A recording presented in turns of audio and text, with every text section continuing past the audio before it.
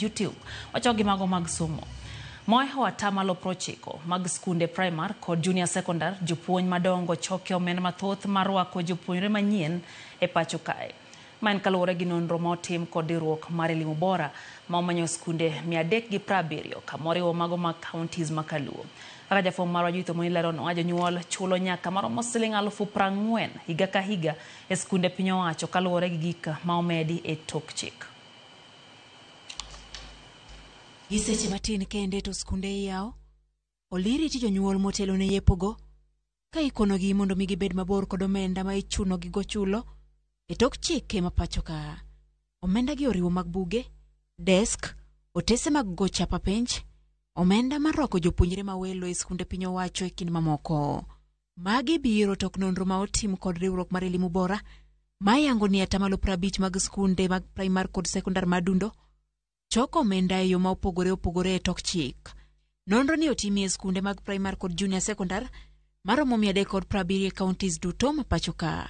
Pesa inago chal kaka mar rwako nyathi e sikul miluongo ni admission, en kaka mar ng'iewo buge, kaka ineno seche moko rims mag printing papers idwa ni nyithindo dhigo, gin kaka pesa ma ikawo gedo mopogore opogore. Ntiere moko bende midwa ni omed godo nyithindo dakika kata seche mang'eny ka gintiere e sikul, iluongo ni remedial, ni mondo japuonj omed bedo kodgi malang'. Koro watimo nyanonro mogolo aina pes mopogore opogore ma idwa ni mondo mi nyithindo chul. To wayudo ni ng'eny gi gin pes ma ichulo e tok chik. Skunde ma omul kaluwo riwo MMSHA primary mantie kaunti ma Kisumu ma choko omenda maromo 15,000 nyaka 20,000 e rwako jopuonjre manyien e skunde no. MMSHA primary ma Kisumu ni bende jonyuol chulo silings 800 e klese ma pok ochopo e klas 4, 1,000 ne klese ma osekalo 4. Victoria primary ma bende ni Kisumu choko kind silings 13,000 nyaka 15,000 e rwako jopuonjre manyien kaachiel gi silings 5,000 mar nyiewo kom kata loka mar jopuonjre. Tarang'anya Mixed Junior School e kaunti ma Migori chuno jonyuol mar chulo silings 1,500 tam katam. Bende ka opogore gi magi, somo ma iketo bang' seche ma chiko rwako kata remedials bende ichuno jonyuol mondo mi ochul. Pesa mar penj bende jonyuol chulo.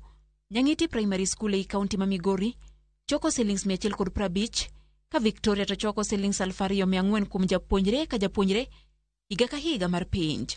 Kaka MMSHA in Kisumu chaja lo 15 nyaka 20 mondo nyathi oyud admission e school.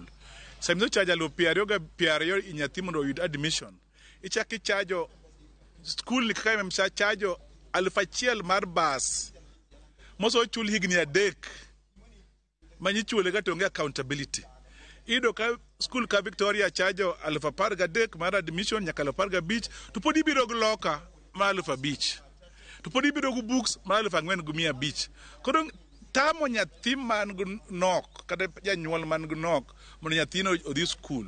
Ido ka nyathi semo kalo gate ma Victoria okalo gate ma MMSHA odhi school moro mabor nikech oket cost maka otame donje.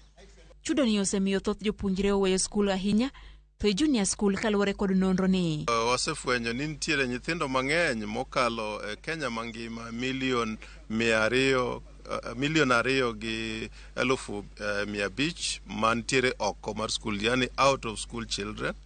Wa attribute kata waketo achiel kuom gimomiyo gin oko mag skul en ni pes midwa ni mondo mi gichulgi. Kiyawo skul kiny jopuonj ma choko pesa gi wadwa ni ministry of focus on them o team audit nikech gik matimre audit ok tim schools. Itero pesa to nono ma iye yiro no joka education gi be lao pesa cha. Riwruogni mar elimu bora koro dwaro mondo mi piny owacho ka okang' mager ne jopuonj madongo ma pod choko omenda e tok chik, nono to gibiro chwalo ng'ur mar gi e nyim doho. Judith Omondi, Ramogi TV.